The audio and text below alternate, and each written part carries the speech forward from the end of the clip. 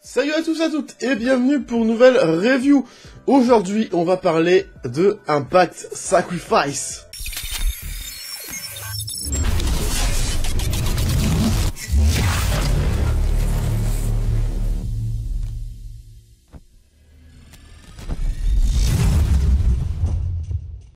J'ai tellement pas envie de vous... Oh là là, c'était un vrai sacrifice, hein. Alors, c'est le dernier event, il me semble, avant le gros event Rebellion qui a lieu en avril, du côté d'Impact Wrestling, hein.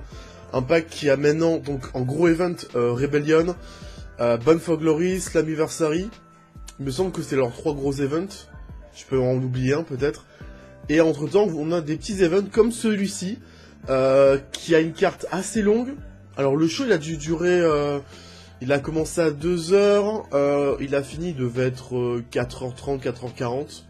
Donc 2h30, 2h40 de show, c'est moins de 3h donc ça va. Donc troisième pay-per-view de l'année comme je l'ai dit, diffusé sur le haut Skyway Studio à Nashville dans le Tennessee, toujours à la même salle, le 13 mars 2021, sur l'Impact Plus, commenté par Diloblo et Mastriker. Il me semble que ce sont les deux commentateur d'Impact, il me semble que c'est un bon commentaire, donc ça. L'opener du show, sans surprise, ZDK, donc Positive, et Black Taurus, accompagné de Rosemary, affrontaient Reno Scum, donc Adam, Tom Towie et Luster the Legends, Luster the Legends qui a la grosse crête, hein, il me semble que c'est lui, Luster the Legends. Je suis pas sûr du tout, mais voilà. 7,48, 2 3/4, c'est malheureusement un peu trop court. C'est malheureusement un peu court à mon goût. C'est un bon opener, je trouve. Franchement, c'est peut-être l'un des meilleurs matchs de la soirée. Enfin, l'un des matchs que j'ai préféré. Pas le match de la soirée, on va se calmer un peu. C'était pas non plus incroyable, hein. Mais c'était un bon opener. On va avoir une domination de Reno Scum qui va se faire principalement sur Black Taurus, puis Crazy Steve, avec des Dota qui n'auront pas servi à grand chose.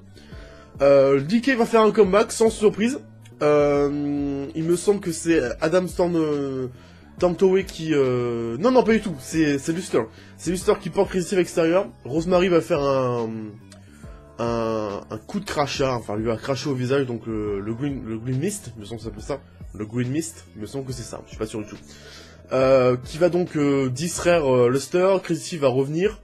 Taurus va mettre au sol Adam. Cannonball de Crazy Steve, suivi du Taurus Slam, qui est une sorte de Deep Six, un peu en slam à la fin. Pour la victoire de ZDK, il faut encore une fois l'opener, comme à No Surrender. Trop court, mais c'était plutôt pas mal. Franchement, c'était sympa. Peut-être, pourquoi pas, ZDK, franchement, pourquoi pas les retourner dessus par équipe, hein. Parce que là, ça va tourner autour de Finjuice, des Good Brothers. Pourquoi pas ZDK, rajouter ZDK dans l'eau. On a Storm et Sabine, on a Valiant by Design, on a vraiment pas mal d'équipes qui sont plutôt sympas. À voir par la suite ce qu'ils vont faire pour Rebellion, peut-être pourquoi pas un Fatal 4-Way. Moi je dis ça, je dis rien, ça peut être sympa. Le match suivant, Tony Dashwood et Caleb Conley affrontaient Avoc et Nevaeh, ou plutôt Nevea, hein, comme le dit l'annonceur. Oui, bon, les lettres sont inversées, mais dans la... On va tout comprendre. 7-0-9, une étoile, c'était à chier. C'était à chier, putain. Caleb Conley qui va prendre des photos pendant le combat, qui va se faire éclater. Tenil qui va, à un moment donné, dominer le combat, mais il va se faire retourner. Caleb qui va distraire l'arbitre. Avoc qui va aussi venir. L'arbitre va s'occuper d'Avoc. Caleb va pousser le roll-up de Nevaeh. Et en fait, Tony Dashwood donc va remporter la victoire sur ce roll-up. Pouah, mais qu'est-ce qu'ils font avec Tony Dashwood, quoi? Putain! Sans déconner! Vous avez Tony Dashwood dans votre roster et vous faites ça. Ok, Caleb Conley en tant que manager de Tenil, il y a aucun problème, il y a aucun souci, moi ça me dérange pas. Mais faire des tag matchs et oh là là, mais Tony Dashwood quoi. On parle de Emma. On parle comme d'une catcheuse qui a fait un must-sif avec Asuka. On parle quand même d'une lutteuse qui est du côté des Rush qui a fait des bons combats. Et là, depuis qu'elle a signé chez Impact, au début c'était sympa, hein, mais là c'est rincé. Mais c'est un booking affreux. Mais je sais pas ce qu'ils ont branlé avec. Et en plus, plus tard dans le show, on va voir Tony Dashwood et Alisha qui vont se qui vont s'engueuler, et derrière, on va voir, pour le prochain Impact, un 6 contre 6 féminin. Je sais pas où on va, là, mais on va pas bien, c'est pas bien du tout, hein. Oh là là, le match suivant, Storm et Sabine, accompagnés de Jack Something, affrontés Violent by Design, donc représenté par Joe Doering et Dinner, accompagné d'Eric Young. On est sur du 11 minutes 30, de un quart. On va avoir une hit quand même, pendant tout le combat, de Dinner sur Sabine et Storm. Enfin, James Storm et Sabine. Dinner, quoi. Dinner. Il est pas incroyable comme catcheur, Dinner, hein. C'est un peu nul, hein. Une hit pendant 3/4 du combat, quand même. On a Joe Doering, qui est là, qui a tout cassé dans le ring à catcher 2 minutes. Putain, mais Joe Doering, c'est un bon catcheur. Sans déconner. Physiquement et visuellement, il fait penser à Stan Hansen, quoi. Putain, mais donnez-lui des gros combats. Donnez-lui des combats, bordel. Faites-le affronter Moose. Faites-le affronter des cas qui sont en brawl. Putain, je suis en train de m'énerver quand même pour un peu plus Impact. Donc, c'est qui gagne?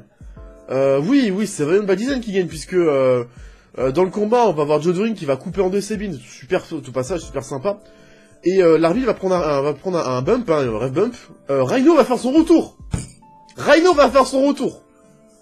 Le retour le plus osef de 2021. Il fait son retour et spire sur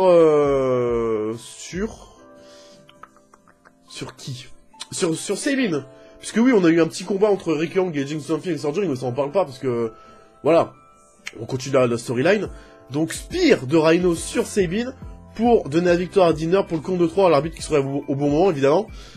Et donc Rhino qui rejoint Violent by Design. Donc le clan qui est né en composé de Rick Young, Dinner, Joe Doering et Rhino. En soi, le clan me dérange pas du tout. Le clan est plutôt intéressant. Le nom est pété. Le nom est vraiment pété. Par contre, le nom est pas bien. Le blaze est vraiment pas bien.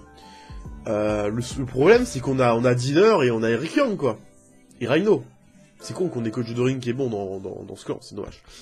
À voir ce qu'ils vont faire avec le clan, mais ils sont en train de composer peut-être un gros clan autour d'eux.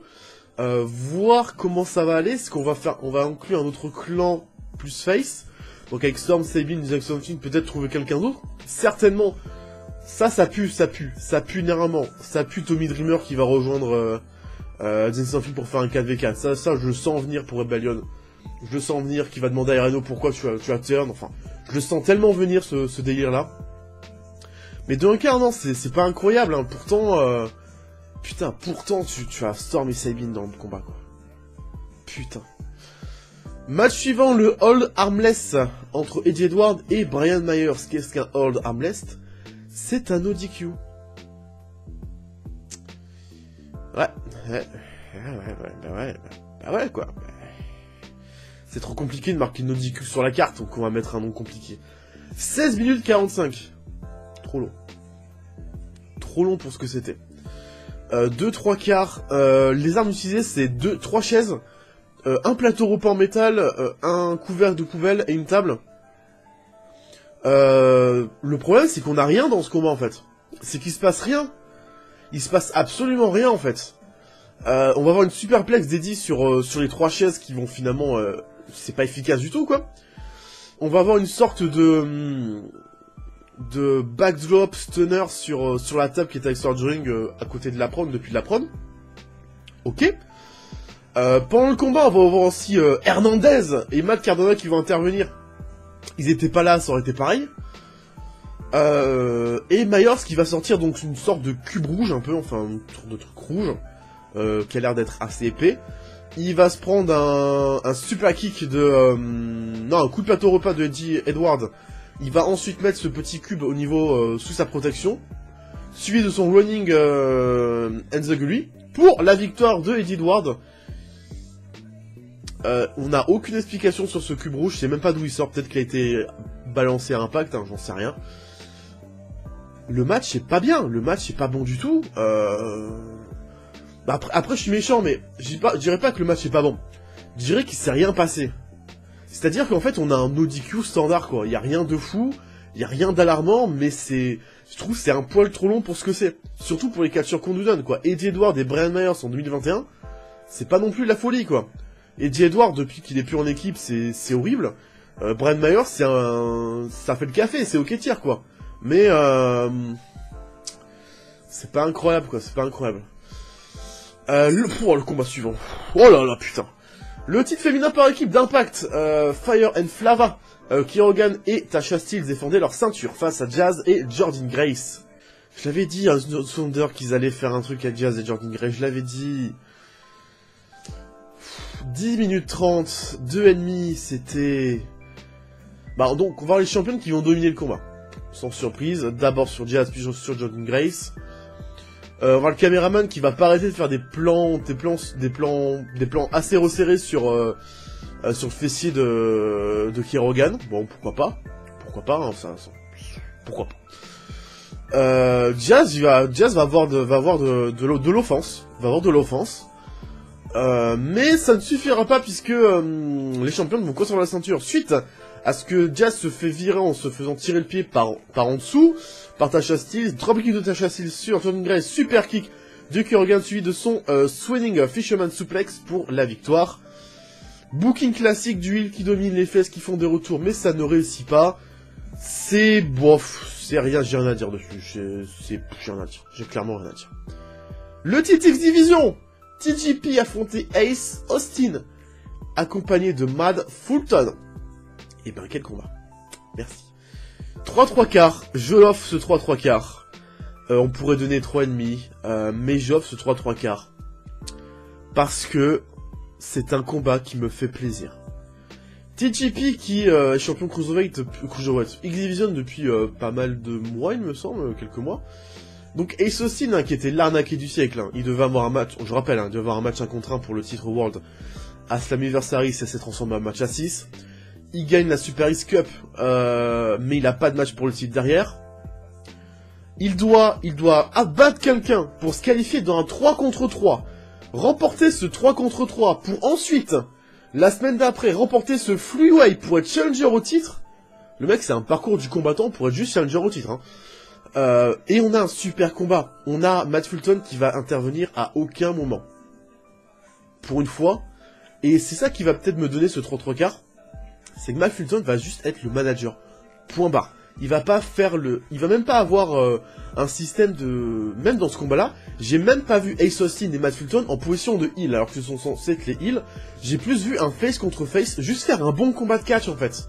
Juste faire du catch, pas plus. Pas de hit insupportable d'Ace Austin pendant 20 minutes. Juste un combat de catch entre deux, un peu face. Là, j'ai vu deux face. On va voir un super springboard DDT hein, de TJP, qui va faire amener Ace Austin et sort du ring, il va enchaîner avec son running rock kick quand il est sur le tablier. À plusieurs moments, Ace Austin va vouloir en finir et TJP va s'écrouler plusieurs fois. Pour dire que voilà, TJP il a beaucoup pris dans ce combat, il a beaucoup pris de bump, c'est plutôt cool. Derrière, il va avoir un super ankle lock au centre du ring par TJP par 2 fois, qui va être contré une deuxième fois par Ace Austin. Il va, en sortant de ce single leg ankle lock, il va faire une sorte de face crusher en mettant la tête de TJP entre ses pieds et le frappant au sol, suivi de son running jumping neckbreaker pour la victoire d'Ace Austin. Il redevient champion X-Division, et c'est bon, c'est très très bon, même si Ace Austin, il a le package total pour être champion du monde. Il a clairement le package total. Il a eu un premier titre X-Division, un règne assez bon. Là, il a un manager, il a une vraie gimmick, il a une vraie présence dans le ring, il est super, c'est un super bon catcheur, Ace Austin. C'est un super bon catcheur, que j'avais découvert, un peu avant qu'il signe du côté de Impact. Il avait fait, je crois, 2-3 combats chez Game Changer. J'ai juste vu, je crois, un combat de lui et j'avais directement flashé. Mais super catcheur Ace Austin, pour moi, il mérite le titre poids lourd. Quant à Richon qui est champion du monde, tout le monde peut être champion du monde. Donc, Ace Austin, j'espère vraiment avant la fin de l'année qu'il soit champion du monde. Ce serait cool parce que bon, les champions du monde d'Impact, c'est pas ouf, donc Ça serait bien qu'il soit champion du monde avant la fin de l'année. On a en plus une fin clean, quoi. Ace Austin qui devient champion en étant clean. Il est over à mort. TJP qui l'a mis over dans ce combat. Donc peut-être une sorte de passage de flambeau. Est-ce que TJP était en fin de contrat chez Impact? J'en sais pas trop. Est-ce qu'il va être moins booké chez Impact? Peut-être.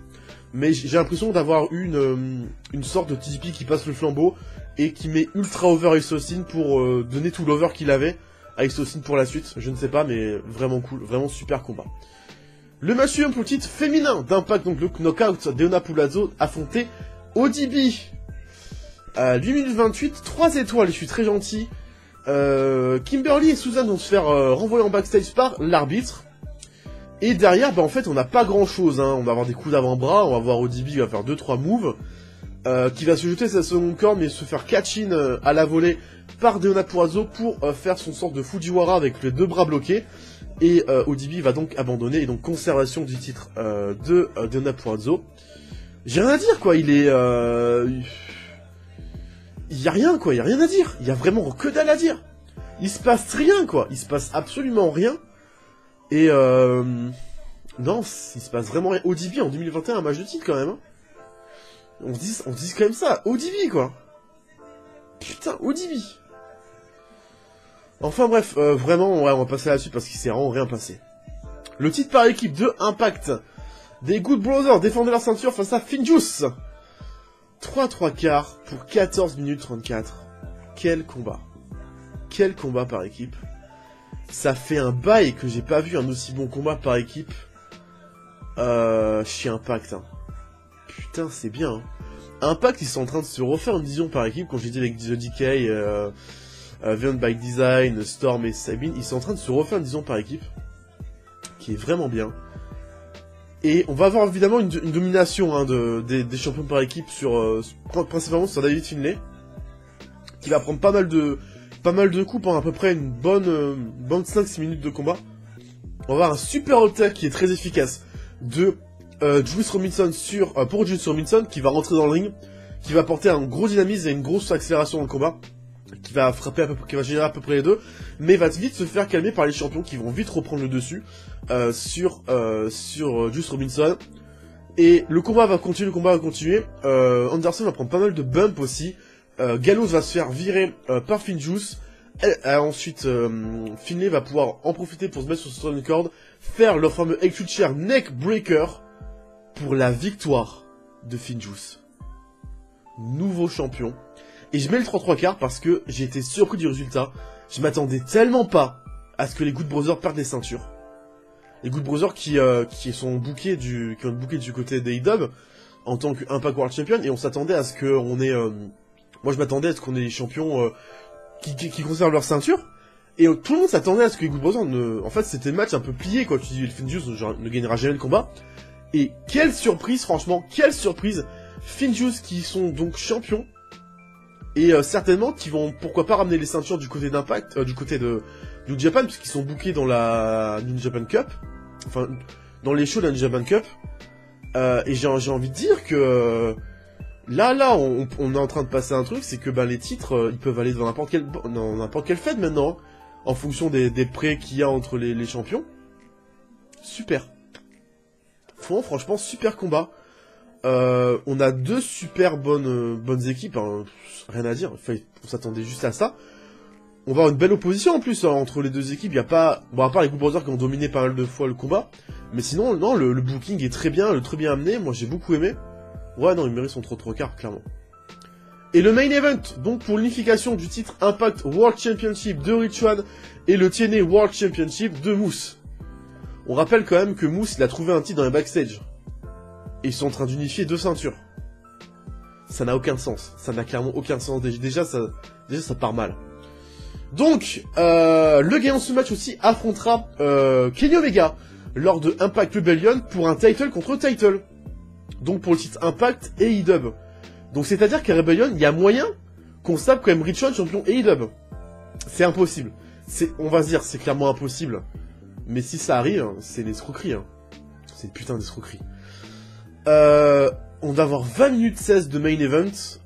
Bien sûr, évidemment, late de Moose pendant 15 minutes. Moose qui va dominer 15 minutes le combat. horrible. On va avoir un Super Hurricanrana top rope de Rich Swann. Bon, Moose, il est overact. Il overact à mort le Hurricanrana. C'est un peu trop, il le surjoue à mort. On va avoir un super moonsault de Moose qui va tenter. Et très beau, vraiment super beau spot. Il va tenter un moonsault depuis notre record. Rich Swann va se balancer en springboard pour faire le cutter en catch-in. Super spot, en plus Moose il regarde pas derrière, donc vraiment super beau spot. Ça aurait clairement mérité le public pour ce spot là. Ouh, c'est compliqué hein. Kick out malheureusement de Moose. On va avoir un super kick, un 450 splash de la seconde corde, mais encore une fois kick out. Moose qui va ensuite revenir sur la troisième corde alors que Rich Swann était un peu mis KO plus tard dans le combat pour faire son jumping moonsault, une sorte de moonsault en slam un peu, ce qui va le porter en follow slam. Et derrière on va avoir le spot, le final le plus pété au monde je trouve. Moose qui va tenter 3 spears, qui va faire 3 fois se faire envoyer dans le poteau, dont une fois dans une chaise qu'il avait placée en début de combat. Et Rich Swann va faire un roll-up pour remporter la victoire. Donc Rich Swann est donc le champion unifié. Est-ce que Rich Swann va venir avec les 2 ceintures, ou est-ce que on va juste virer le titre World et juste garder le titre Impact? Ou peut-être parce que moi Cheney, c'est mort Cheney, c'est fini. Je sais pas comment ils vont faire avec les ceintures, est-ce qu'ils vont faire les 2 ceintures ou juste une ceinture, juste garder le titre World, ce qui va être certainement le cas. On a 2 gros spots dans le combat, mais sinon le combat en lui-même il est ok, mais c'est pas non plus incroyable, j'ai pas superment kiffé. Le final il est éclaté, ça fait un 3/4, mais c'est pas non plus incroyable. Clairement, franchement, un main event comme ça, le show il est pété, hein, le sacrifice il est horrible, il est mort. Un main event qui finit sur ce show, on finit quand même sur une petite bonne note un peu quand même. Bon après la construction de la carte est un peu bizarre, on met tous les matchs sans titre au début, puis tous les matchs de titre après. Pourquoi pas, c'est une façon de construire une carte. Mais voilà, je vais m'arrêter là parce que le main event, j'ai rien d'autre à dire en fait, y a pas gros... C'est compliqué parce que ce sacrifice, j'ai pas eu grand chose à dire. Parce qu'en fait il se passe rien quoi, c'est un peu chiant. C'est un peu chiant. Donc voilà, je vais m'arrêter là pour cette review de Sacrifice. Si jamais j'ai des liens à vous proposer, je vous mettrai toujours dans la description. N'oubliez pas d'aller checker les liens. Abonnez-vous, la cloche, le pouce bleu, le partage. Et nous on se retrouve très vite pour de prochaines vidéos. Catchy amour et surtout, peace out.